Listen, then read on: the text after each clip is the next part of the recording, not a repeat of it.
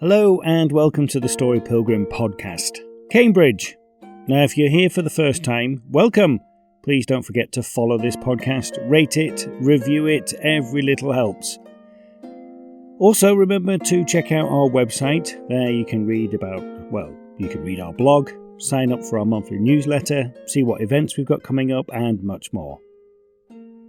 Cambridge, the only city in the county of Cambridgeshire. And a beautiful one at that. Most commonly known for its university, but there is a lot more to it than that. Why Cambridge? Why now? Let's find out. Welcome aboard this service to Cambridge.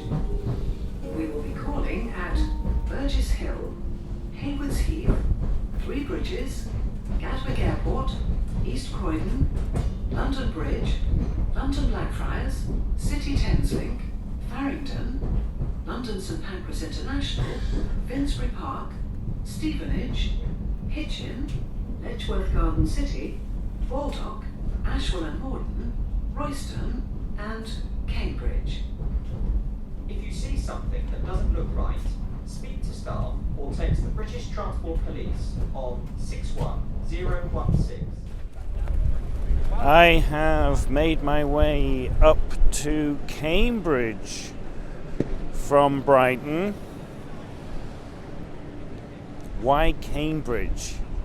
Well, that's a good question. I spend a lot of time travelling up to London from Brighton, and the train that I will take, typically from Brighton, is the Cambridge train.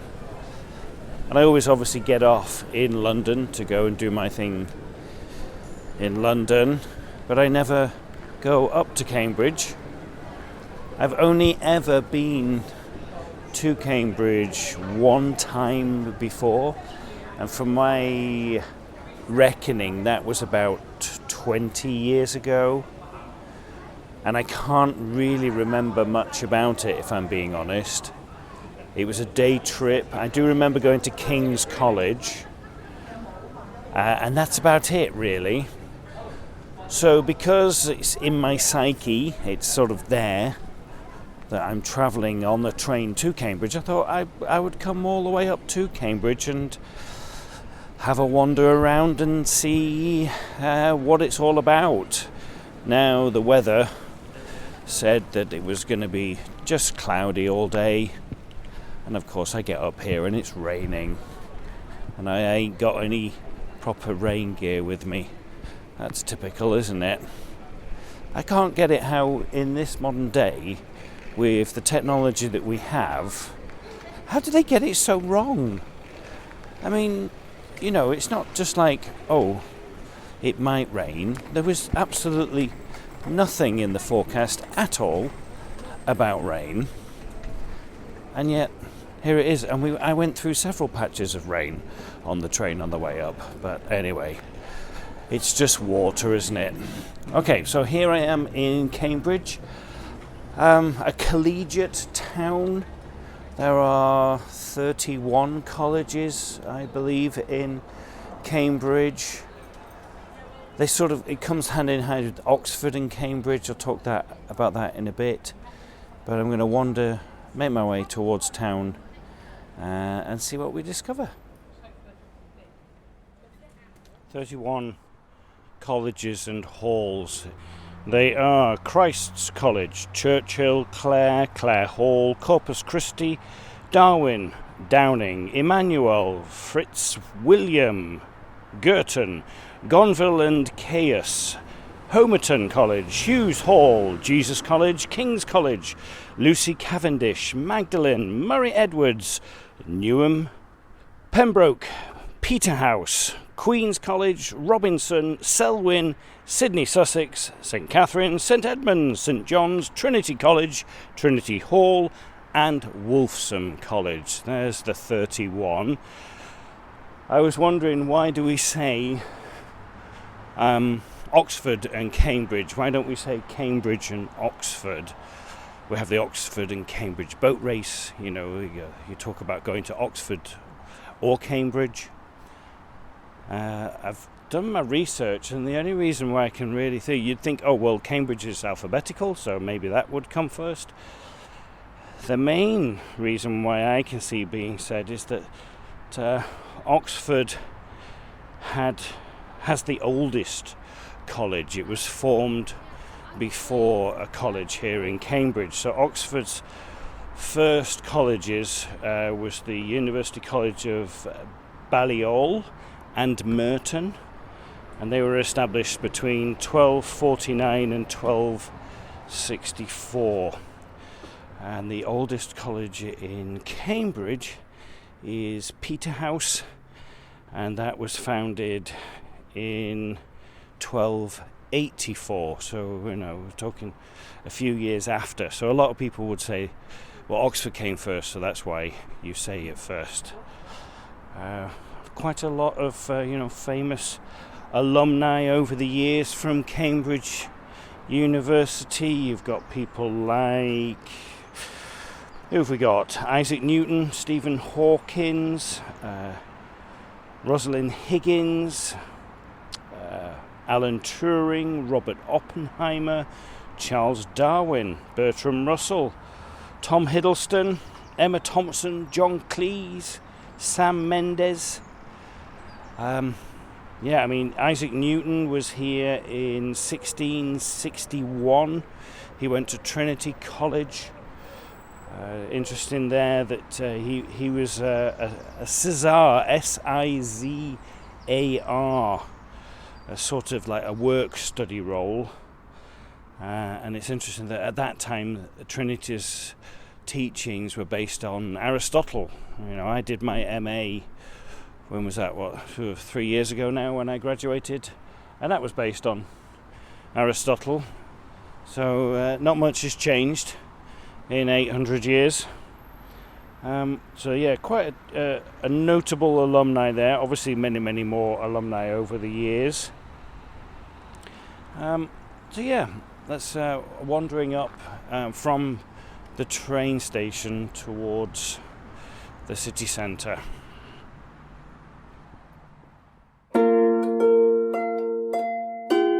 Personally, a lot of water has gone under the bridge since I finished my Masters, but not so much as it seems when it comes to education. So that got me thinking. Nothing like travel and walking to do so.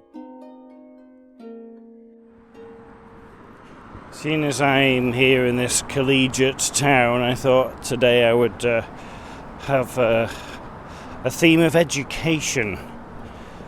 And kind of like how that has, my perception of that has changed over the years. I didn't have a great time at school. I was very, very fortunate to go to a private school, but I didn't enjoy it at all. From the age of 11 to 18, doing my O's and A levels. Had to take an exam to get into that school.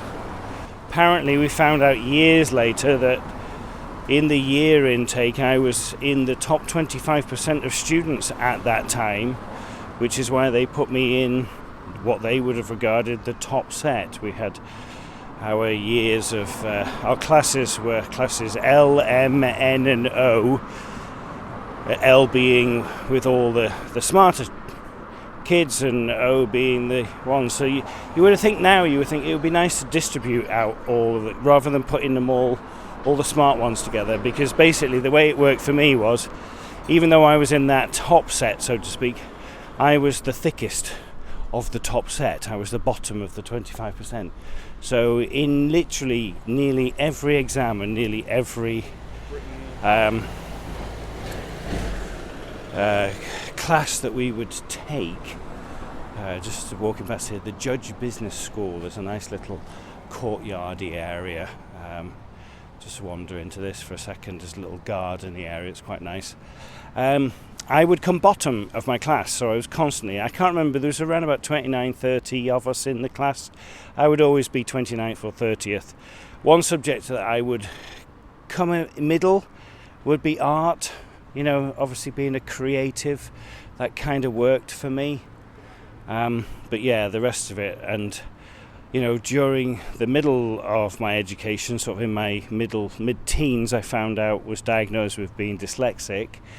And this is back in the 80s, and dyslexia really wasn't a thing then. Didn't really know what that was. Didn't have the term neurodivergent.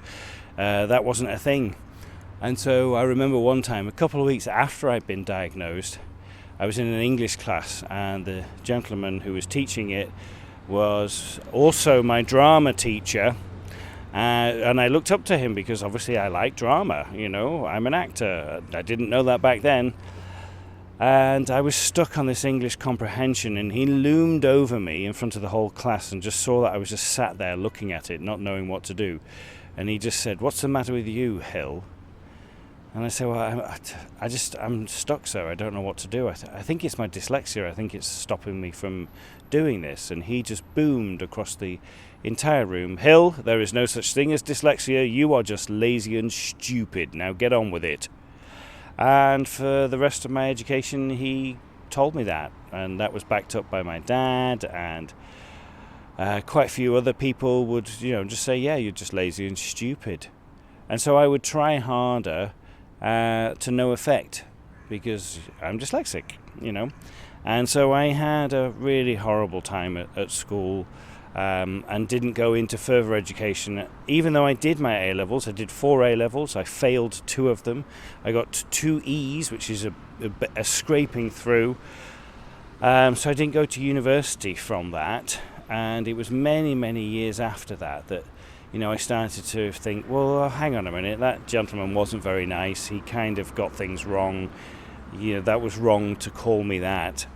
When I went to drama school at Bristol Old Vic, I got assessed as dyslexia, and the lady then said, "Well, I've got your original assessments from when you were back in your teens," and she said, "We have a scale from A to F on what it is," and they thought you were like a B, so you barely had dyslexia. That's what they thought. She said, "You're actually quite a high D." Now we've moved on, and we recognise how to realise what it is. She says, "You're a very high D, but you're a very high functioning D, and you've managed to mask it over the years." And it's like, well, I've had to, I had to figure it out my ways.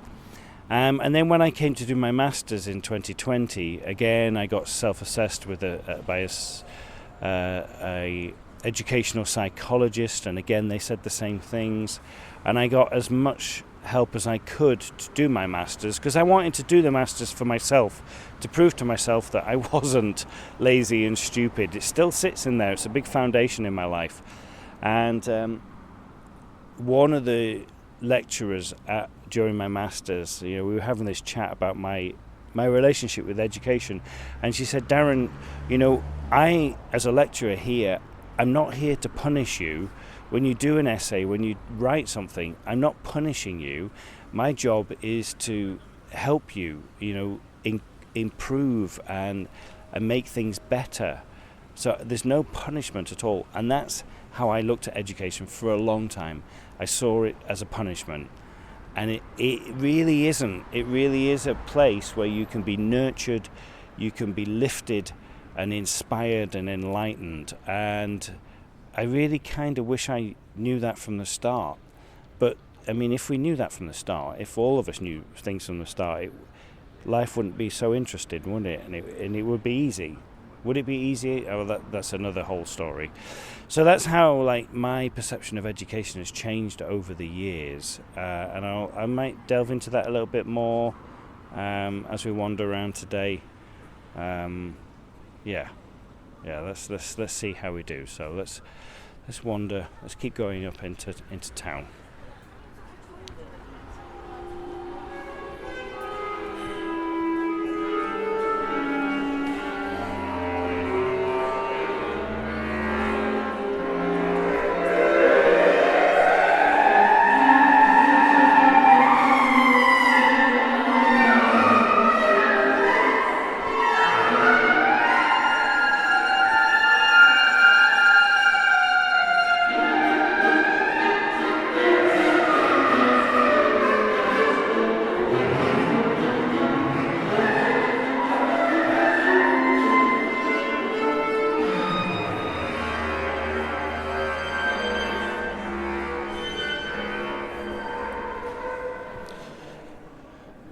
have come into the Fitzwilliam Museum, a purpose-built building to house the collection of Fitzwilliam. That noise you heard was a filming of a little student piece that they're doing up in the corner here. So this is a private collection that was handed over to the Cambridge University with a donation of £100,000. It's pretty amazing. It's like, as you walk in already, there's quite a mix of paintings, but the building itself is just absolutely stunning. 200 years old. Painting here by Georges Seurat, 1884. It's called the Rue Saint Vincent, Paris in spring. It's just a little drawing, but George painted my favourite painting, The Sunday Afternoon on the island of La Grande Jatte. And he did that in 1884 to 1886. So this little painting here would have been maybe right at the time when he started that Sunday Afternoon. And this is just conventional. He's not using the dots. He's using smaller pieces of paint, brush strokes of paint, but not the dots like he did on Sunday Afternoon. It's really interesting to see. There's the Italian section down here, and they got some Botticelli, but the one that's really standing out for me is Rubens, Peter Paul Rubens. A lot of his sketches. There's one here, The Death of Hippolytus, oil on copper. Just the detail and the colours and the sharpness of it are just absolutely stunning. It's got a sketch over here for the Triumph of Venus from 1628. It's just it looks like it's 3D. And then there's 7 designs for tapestries here from circa 1625 by Rubens, and they're just divine. A Renoir here, the place Clichy, and then next to it they've got a study of Seurat's for a Sunday Afternoon on the Isle of La Grande Jatte, with the couple there, 1884. It's absolutely stunning. The colours are just so vivid. Wonderful.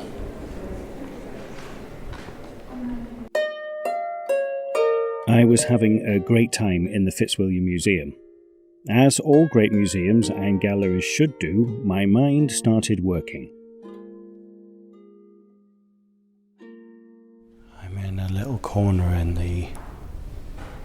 the gallery called the Shibab Gallery, and it's just a room full of like etchings and sketches by various artists from like the 1600s, and it's really interesting. As an actor, you know, we train and then we do our job, but it's interesting that, you know, you learn your lines, you do the repetition, and that's the process of going through it, or you do your character study, you know. How as an artist they do these sketches, these drawings, these etchings before they do the finished product, and they'll do a lot of those, and it's fascinating to me, that process. And you look at some of these and they're absolutely, they're worthwhile just on their own. There's one here by Anthony van Dyck, circa 1631, of Lucas Vorsterman. So I've come downstairs now. Upstairs you go, there's all artwork, and then you come downstairs and you've got all antiquities. And There's things. I'm in the Egyptian section, and there are sarcophaguses. I haven't seen a mummy yet, but I wouldn't be surprised if I find one.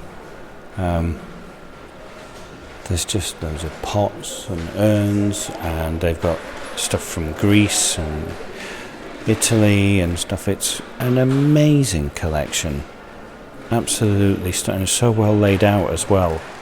I'm in a section now that my mum would absolutely love. It's all pottery and porcelain. There's a Worcester section here where I was born, from like 1700s. Stunning little vases, tea bowls, saucers. My Auntie Doreen used to collect all this type of stuff. I mean, this is some really interesting pieces here. Little figurines. Got loads of little figurines here from Derby. And then we've got Scottish porcelain, bowl china, bowl porcelain. Work of Thomas Fry, an Irish painter, and Edward Hellin.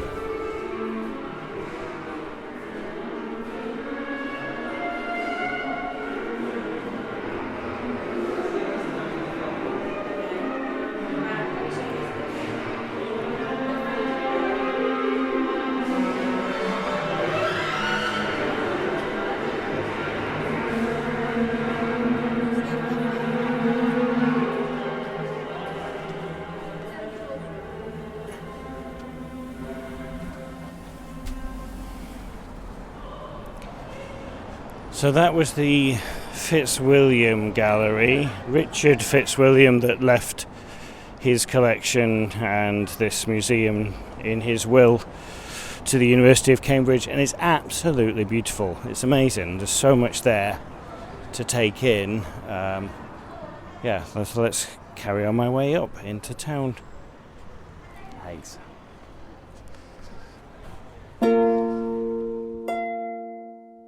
Leaving the Fitzwilliam, I felt inspired, uplifted, educated, and hungry for more. I headed off into the town. I should say, the city.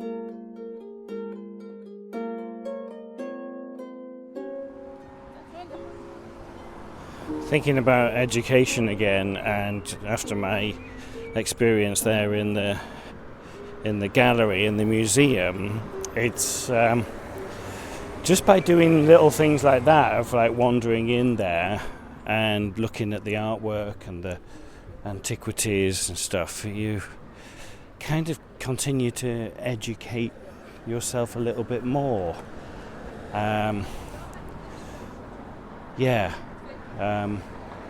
So it carries on, doesn't it? It's down to you really on what you want to do or not want to do. So we are right next door to now the Peterhouse. That's the oldest college in Cambridge. But yeah, that continuing of education, you don't have to formally go to school or go to a college or a night class to educate yourself, one's self.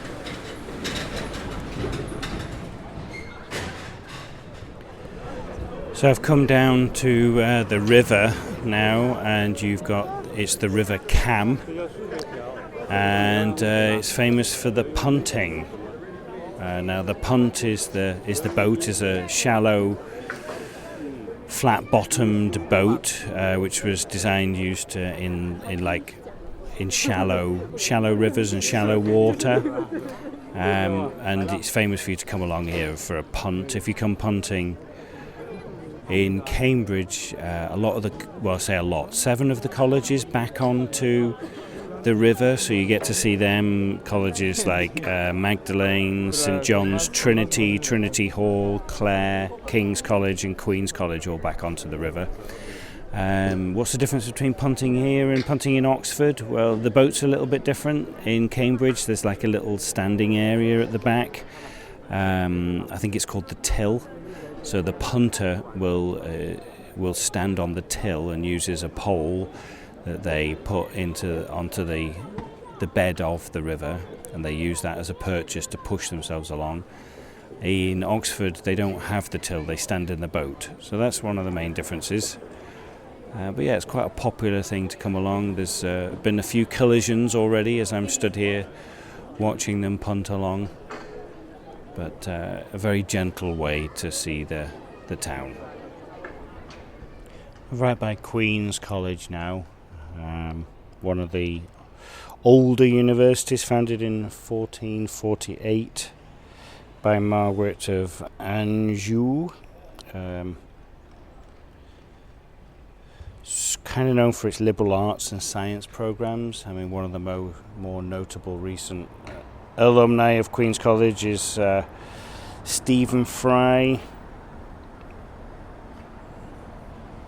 It's quite a stunning little building as well. It's sort of almost castle-like.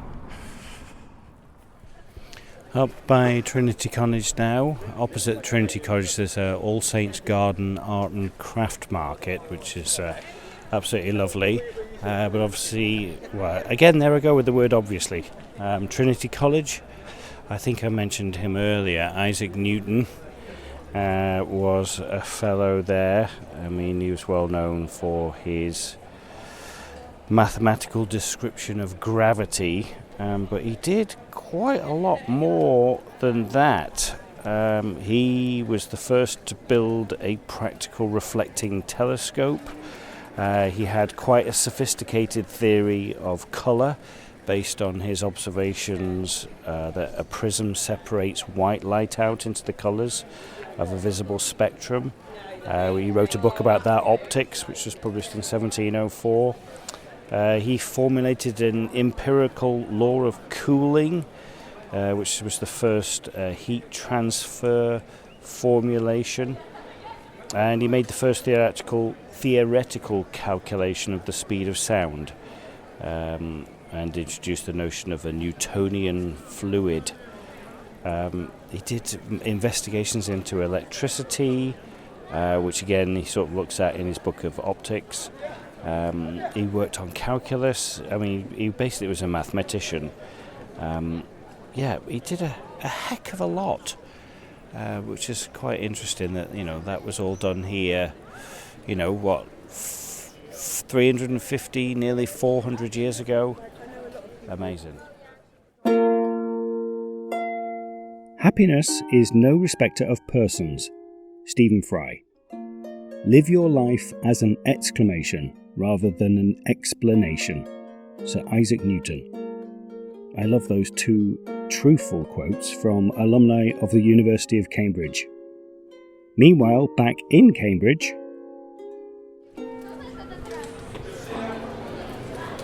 there's a lot of signs around this town as to what you can or can't do with your bicycle.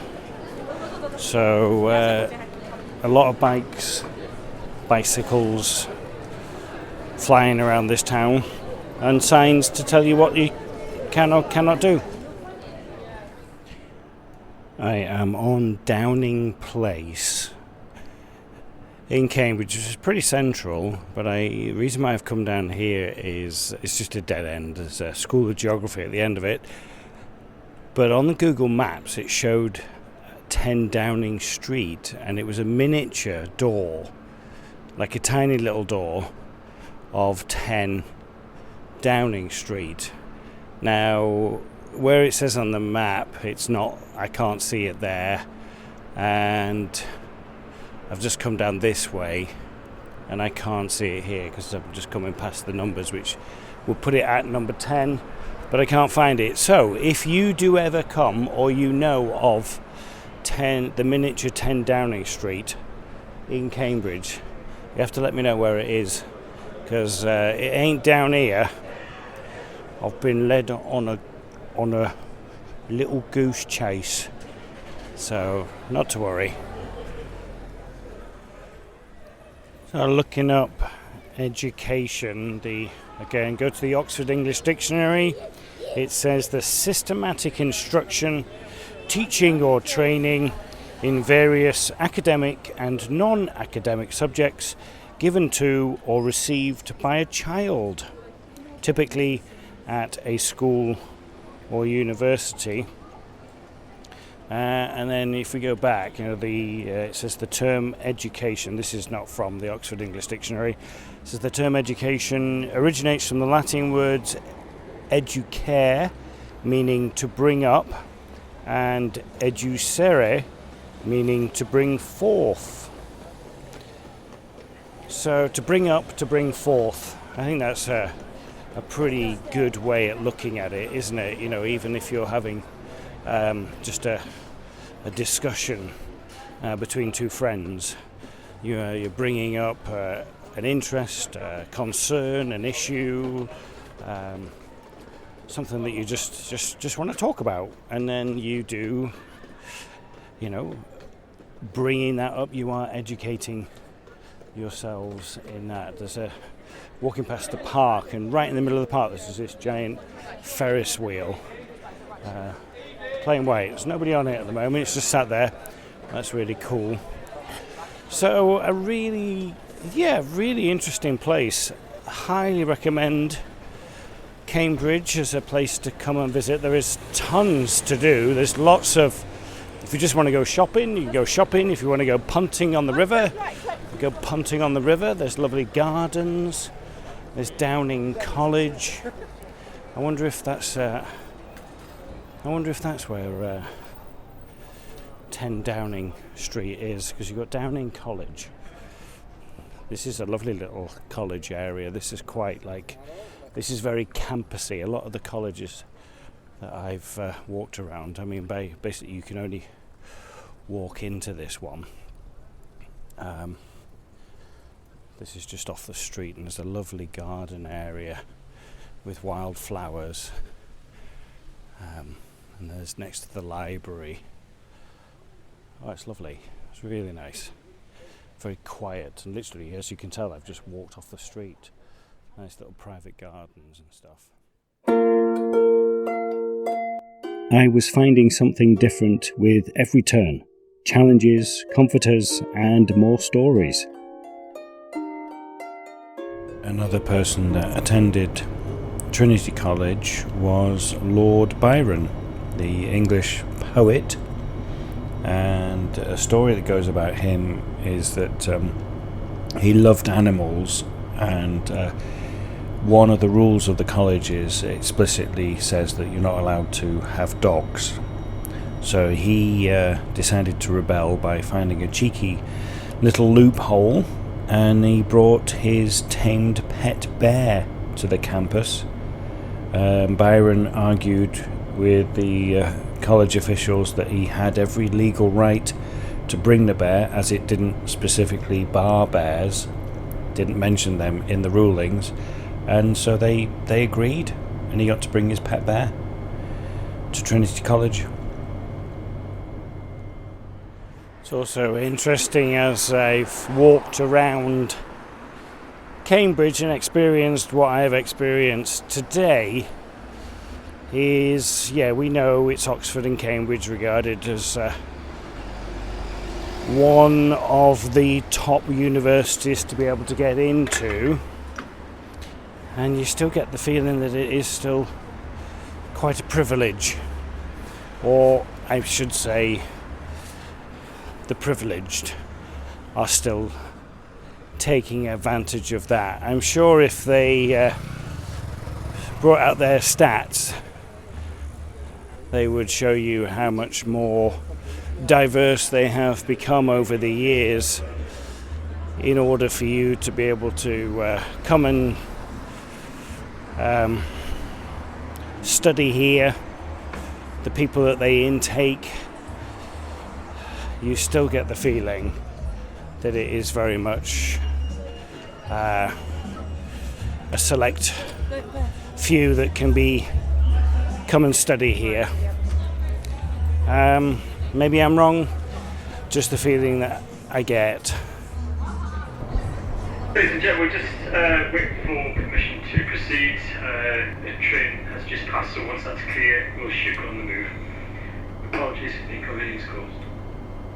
Welcome aboard this service to Brighton.